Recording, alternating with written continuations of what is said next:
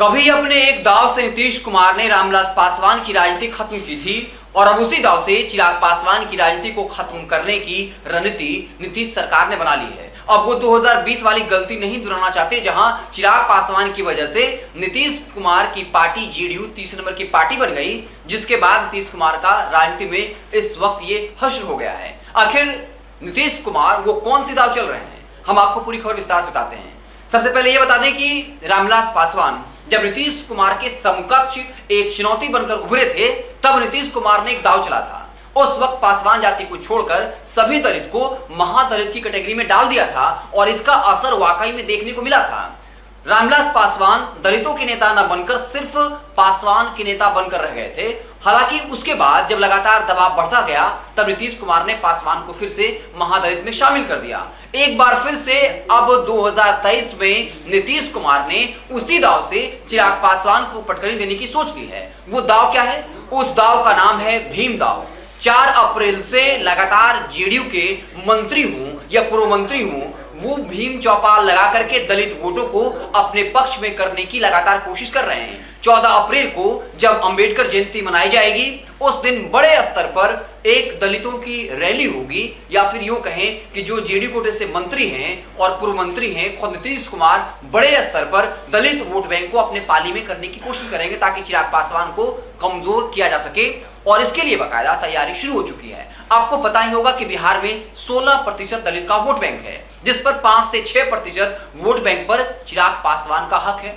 Vote bank 6% का मतलब समझ रहे होंगे, वो 6% पासवान जो हमेशा रामविलास पासवान के साथ खड़ा रहा। अब चिराग पासवान के साथ खड़ा है या नहीं, ये आने वाला वक्त बताएगा। लेकिन अगर आप 2014 और 2019 के लोकसभा चुनाव को देखें तो 100% जो है रामविलास पासवान की पार्टी सक्सेस रही थी। 6 से 6 सांसद उनके जीत गए थे।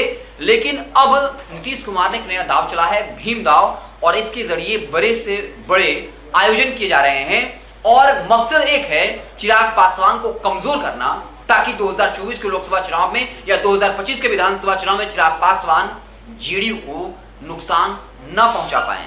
बता दें कि 14 अप्रैल को अनुमंडल स्तर पर कार्यक्रम होंगे और बाकायदा 4 अप्रैल से जो है इसकी शुरुआत हो चुकी है। छोटे छोटे स्तर पर दलित वोट बैंक को अपने पाले में करने की कोशिश हो रही है।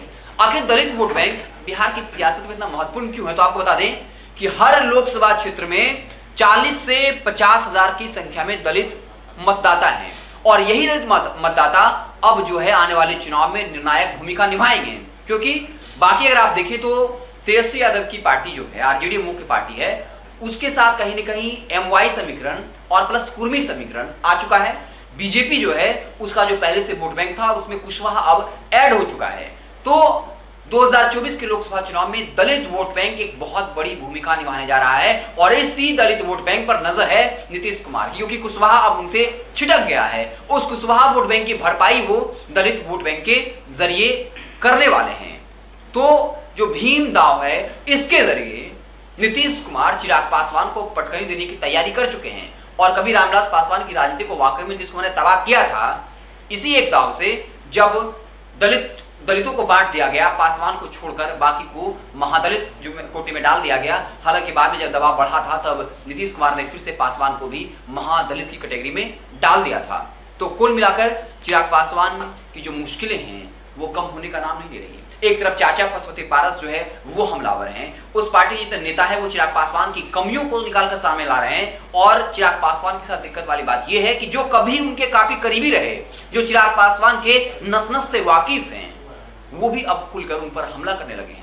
चंदन सिंह जो कभी चिराग पासवान के हनुमान हुआ करते थे, हर मसले पर चिराग पासवान को डिफेंड किया करते थे, अब वो पारस से खेमे में चले गए और आज ही मीडिया से बात करते हुए बड़ी बात कह दी कि चिराग पासवान काफी एरोगेंट हैं। यहां तक आरोप लगा दिया कि चिराग के इशारे पर ही पशुपति कुमार पारस पर हमला हुआ था। इसके अलावा ये बताया कि वो चापलूसी से घिर चुके हैं, इसलिए जो उनके पक्ष में मजबूती से आवाज उठाया करते थे, अब उनसे एक करके दूर हो रहे हैं। तो चिराग पासवान चौतरफा कहीं न कहीं बिहार की सियासत में घिर गए हैं। एक तरफ बीजेपी भाव नहीं दे रही है, अमित शाह ने भी उस तरीके से इशारा नहीं किया, पशुपति कुमार पारस जाकर पीएम मोदी से तस्वीरें खिंचाते हैं। तो कुल मिलाकर चिराग पासवान की मुश्किलें बढ़ने वाली है, खासकर भीम दाव, जिसके जरिए नीतीश कुमार दलित वोट बैंक पर अब निशाना साध रहे हैं। और ये पूरी कोशिश चिराग पासवान को कमजोर करने की है, क्योंकि चिराग पासवान लगातार ना वो लालू तेजी पर हमलावर है, बल्कि सिर्फ नीतीश कुमार को लेकर हमलावर रहते हैं। और ये भी सच बात है, नीतीश कुमार को अगर सबसे अच्छे तरीके से कोई कॉर्नर करता है, कोई हमला करता है,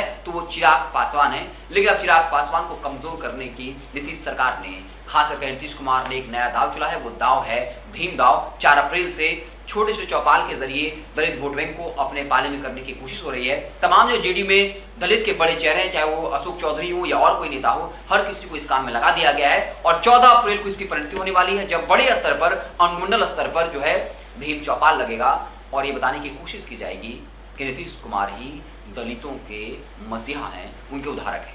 ऐसे आप क्या कुछ सोचते हैं इस पूरे दाव को, नीतीश के दाव को लेकर? क्या वाकई में वो चिराग पासवान को नेस्तनाबूद करने में सफल हो जाएंगे, या चिराग पासवान इस चक्रव्यूह को भेद कर निकल जाएंगे? आप क्या कुछ सोचते हैं, कमेंट बॉक्स में जरूर बताइएगा।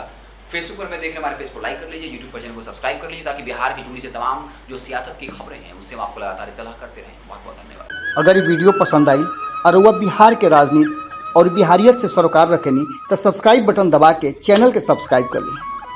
ओजे एगो घंटी बा, ओकरा बटन दबा देला से कुल सटीक और मारक खबर रुआ मुफ्त में मिल जाई। अगर रुआ पत्रकारिता के हमनी के नया प्रयोग में सहयोग कर चाहतानी तो ज्वाइन बटन दबा दी। पेटीएम नंबर नोट कर ली 9386816700। धन्यवाद।